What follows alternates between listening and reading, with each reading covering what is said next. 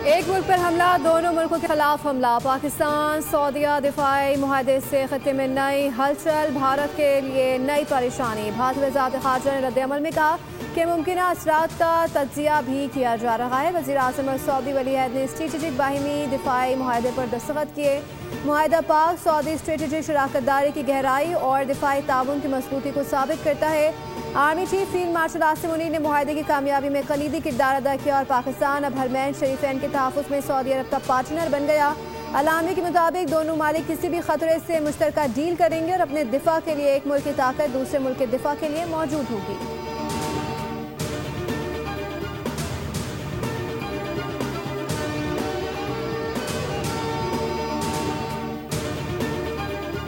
वज़ीर आज़म शहबाज शरीफ सऊदी अरब से लंदन पहुँच गए। 3 दिन क़याम के बाद अमरीका जाएंगे। 22 सितंबर को न्यूयॉर्क में फ़लस्तीन से मुताल्लिक़ सेबरा कॉन्फ्रेंस में शिरकत करेंगे। वज़ीर आज़म शहबाज शरीफ और army chief field marshal Syed Asim Munir के हालिया दौरा सऊदी अरब के दौरान शानदार इस्तकबाल किया गया। जहाज़ को सऊदी फ़िज़ाई हदूद में दाखिले पर F-15 लड़ाका तैयारों ने हिस्सा में लिया। वज़ीर आज़म को सऊदी अरब के अफवाज के चाकू चौबंद दस्ते ने सलामी पेश की। शाही दीवान पहुँचने पर सऊदी शाही प्रोटोकॉल दिया गया।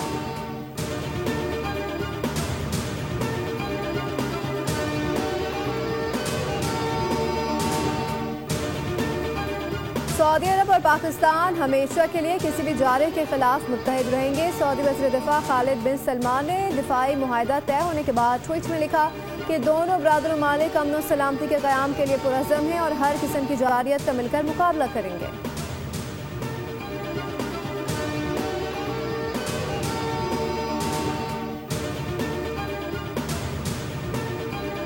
पाकिस्तान भी बन गया हरमैन शरीफैन का पासबान। पाकिस्तान सऊदीया दिफाई मुआहदे के बाद मक्का मुकरमा और मदीना मुनव्वरा की हिफाजत पाकिस्तान और सऊदी अरब की मुश्तरका जिम्मेदारी होगी।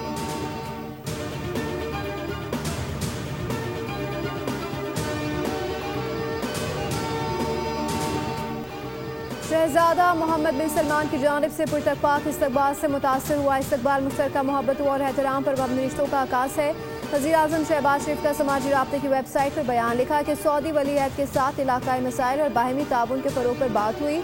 सऊदी वली-अहद की जानिब से उम्मत मुस्लिमा की रहनुमाई और दूर अंदेशी का कायल हूँ।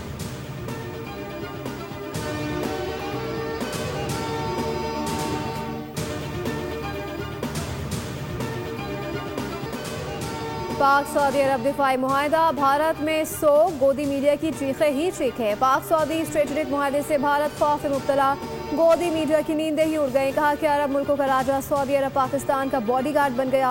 लाहौर में पोर्ट बनवाकर कब्जा करवाने वाला नाम नहाद दिफाई तज्जियाकार मेजर गौरव आर्या भी बौखला गया। बहकी बहकी बातें करने लगा। खातून एंकर खित्त मिटाने की भरपूर कोशिश करती रही।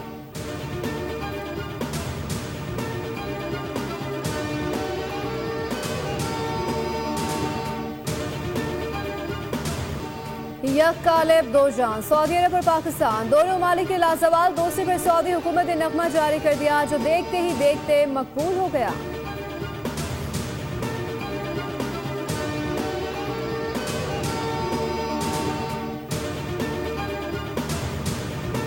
सऊदी तारीखी स्ट्रेटेजिक दिफाई मुआहदा पाकिस्तान और सऊदी अरब के बरादराना ताल्लुकात की तारीख का अहम मोड़ है। वज़ीर दिफा ख्वाजा आसिफ का एक बयान कहा कि दो बरादर मुल्क दुश्मन के सामने सफियारा और शाना बशाना है। रब्बुल इज़्ज़त के साए में मुश्तरक दुश्मन के मुकाबिल आएंगे।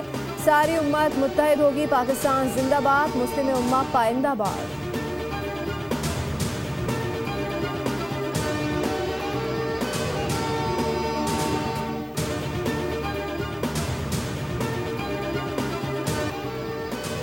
सऊदी अरब और पाकिस्तान के दरमियान स्ट्रेटेजिक बाहिमी दिफाई मुआहदे को आलमी मीडिया ने नुमाया कवरेज दी। इसराइली अखबार द यरूशलेम पोस्ट के मुताबिक ये मुआहदा ऐसे वक्त में हुआ जब कतर पर इसराइली हमले के बाद खलीजी रियासतें अमेरिका की सलामती की जमानतों पर बढ़ते हुए शकूक व शुबहात का इज़हार कर रही हैं। बरतानवी जरीदे मिडल ईस्ट आई के मुताबिक एटमी ताकत रखने वाले पाकिस्तान के साथ सऊदी मुआहदा खत्ते में नई सफ़ेबंदी का इंदिया है। साबिक CIA एहलकार के मुताबिक ये इकदाम खत्ते में अमरीकी सलामती जमानतों पर असर नौ गौर का बाइस बन सकता है। द इकनॉमिक टाइम्स ने भी इस खबर को नुमाया अंदाज में शाया किया।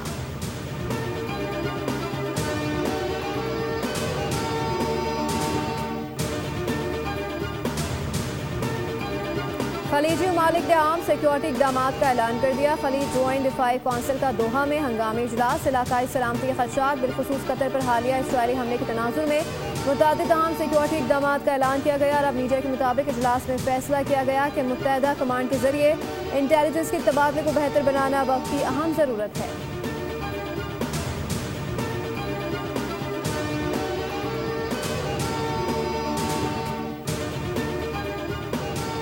अमेरिकी सदर डोनाल्ड ट्रंप की जानिब से अफगानिस्तान से बगराम एयरबेस का कंट्रोल दोबारा हासिल करने के बयान पर बरतानवी वज़ीर आज़म हक्का बक्का रह गए। डोनाल्ड ट्रंप की बरतानवी वज़ीर आज़म केयर स्टारमर के साथ प्रेस कॉन्फ्रेंस में ट्रंप ने कहा कि हमने तालिबान को बगराम एयरबेस मुफ्त में दे दी, लेकिन अब हम उसे वापस लेने की कोशिश कर रहे हैं क्योंकि ये इस मकाम से सिर्फ 1 घंटे के फासले पर है जहाँ चीन अपने जौहरी हथियार तैयार करता है।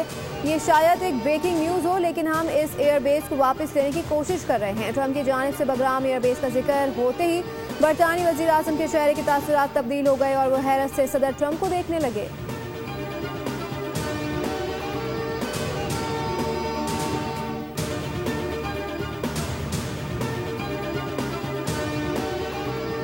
अमेरिका का मोदी के भारत को एक और धचका। भारत को ईरानी पोर्ट शाहबार पर काम करने की इजाज़त वापस ले ली। भारतीय मीडिया के मुताबिक अमेरिका का पाबंदियों से इस्तिस्ना वापस लेने का फैसला 29 सितंबर से नाफिजुल अमल होगा। इलावा अजी अमेरिका ने ममनू दवा की स्मगलिंग में मुलव्वस भारतीय कारोबारी एग्जीक्यूटिव्स और कॉरपोरेट रहनुमाओं के वीज़े मनसूख कर दिए।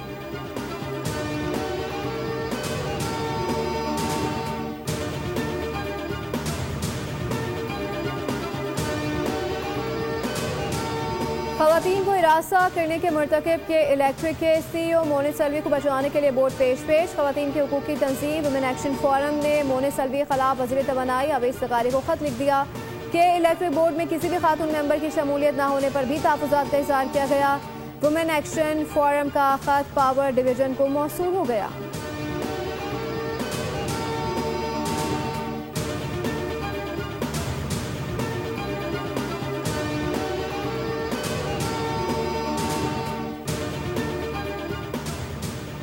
तोशाखाना 2 केस के 2 अहम गवाहान के बयानात सामने आ गए। गवाहों में साबिक पर्सनल सेक्रेटरी इनामुल्लाह शाह और प्राइवेट अप्रेजर सुहेब अब्बासी शामिल हैं। सुहेब अब्बासी ने बल्गारी जूली सेट की कीमत कम लगाने का एतराफ़ किया, जबकि इनामुल्लाह शाह ने प्राइवेट अप्रेजर पर दबाव डालकर जूली सेट की कदर कम करने का बताया। सुहेब अब्बासी ने बयान में कहा कि अलगारी जूली सेट की तशख़ीस 25 मई 2022 को काबीना डिवीजन के सेक्शन अफसर ने सौंपी थी। इनामुल्लाह शाह ने दबाव डालकर बल्गारी सेट की 50 लाख रुपए वैल्यू लगाने को कहा। इनामुल्लाह शाह ने धमकी दी कि अगर वैल्यू कम ना की तो सरकारी महकमों से ब्लैकलिस्ट कर दिया जाएगा।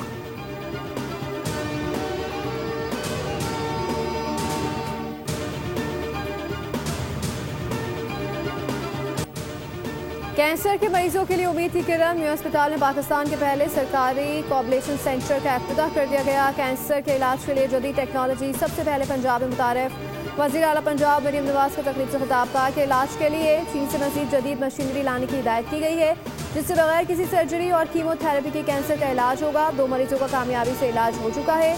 चीन में कैंसर के इलाज से मुतालिक चीज़ों का मुशाहिदा किया गया। हेल्थ सेक्टर अव्वलीन तरजीह है। मुस्तहिक मरीजों का कैंसर का इलाज 100% फ्री होगा।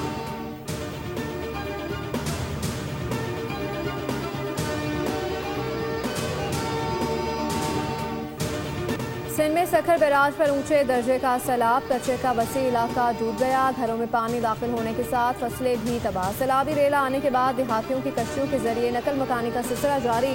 कंकोट में सैलाबी पानी से 80 से ज़ायद देहात पानी की लपेट में आ गए। नौशेरो फिरोज में दरियाए सिंध में दरमियानी दर्जे की सैलाबी सूरत हाल है। मंजर के करीब जमींदारा बंद टूट गया। पानी का तेज बहाव सड़क बहा कर ले गया। उधर पंजाब के सैलाबज़दा इलाकों से पानी उतरना शुरू हो गया है। लोग वापस अपने घरों को जाने लगे, जबकि मुतासिर नुकसानात के इजाले के लिए हुकूमती इमदाद के मुंतज़िर हैं।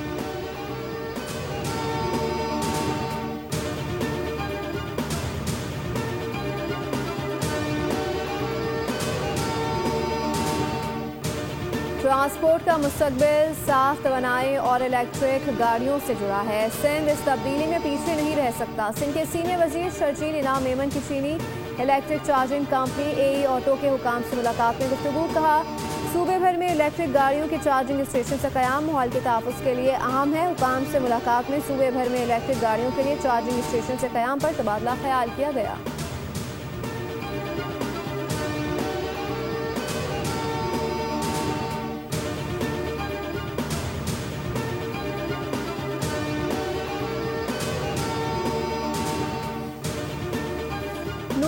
कभी सुबायत कार्ड, नहरों के कार्ड और डैम कार्ड नहीं खेले। मुस्लिम नून कौमी जमात है, कौमी सोच और कौमी तरक्की को तरजीह देती है। वज़ीर इत्तलात पंजाब उस्मा बुखारी की सिंध हुकूमत पर तनकीद। कहा, सिंध के पिछले सैलाब में बैरूनी इमदाद के बावजूद आज भी तबाही ही तबाही है। जो किरदार आज की पीपल्स पार्टी ने पंजाब के सैलाब में अदा किया है वो पंजाब याद रखेगा।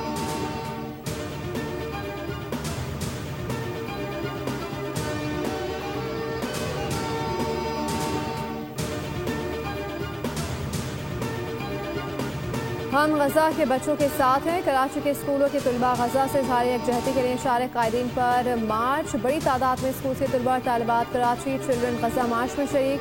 अमीर जमात इस्लामी हाफिज़ तैमूर रहमान का खिताब। कहा कि मुस्लिम हुक्मरान इसराइल के खिलाफ मुत्तहिद हो जाएं। हम गजा के शुहदा को कभी नहीं भूलेंगे।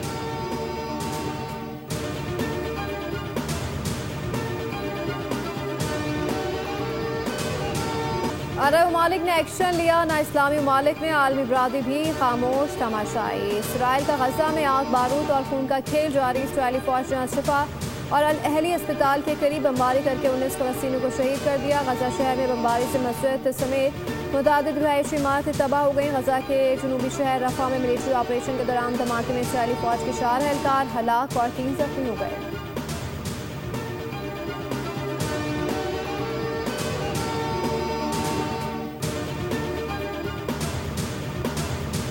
इसराइली टीम की शिरकत पर स्पेन का फीफा वर्ल्ड कप 2026 के बाइकॉट का इंदिया। बरतानवी मीडिया के मुताबिक हिस्पानी वज़ीर आज़म ने बयान दिया है कि अगर इसराइल क्वालिफाई करता है तो हम सूरत हाल का जायजा लेंगे, जिसे फीफा के लिए धमकी के तौर पर देखा जा रहा है। उनका कहना था, चूंकि हमारी आंखें खुली हुई हैं और हम जो कुछ देखते हैं उसे बर्दाश्त नहीं करते, इसलिए हम खामोश नहीं रह सकते और ना ही रहेंगे।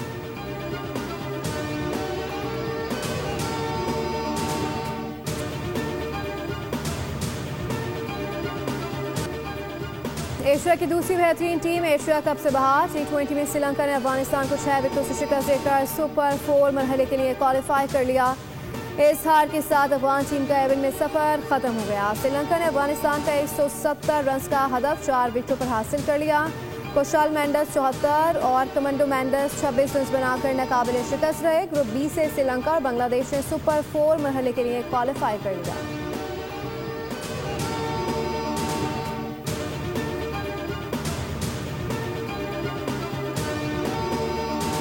जीतो या हारो, हमें तुमसे प्यार है। कौमी hero Arshad Nadeem world athletics championship में मेडल ना जीत सके। दिफाई चैंपियन नीरज चोपड़ा भी मेडल हासिल करने में नाकाम रहे।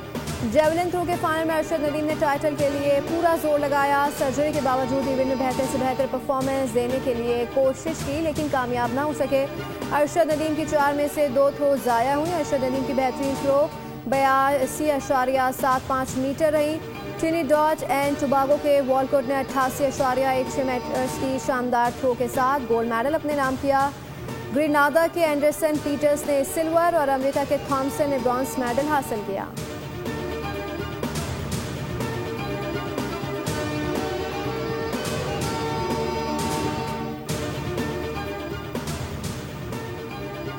और मालदीव में जारी कॉमनवेल्थ बीच हैंडबॉल चैंपियनशिप के मैच में पाकिस्तान ने भारत को शिकस्त दे दी। रिवायती रीफ के खिलाफ पाकिस्तान की जीत का स्कोर 26-9 और 34-12 रहा। मैच में शानदार कारकर्दगी पर अहमद हसन को मुकाबले का बेहतरीन खिलाड़ी करार दिया गया।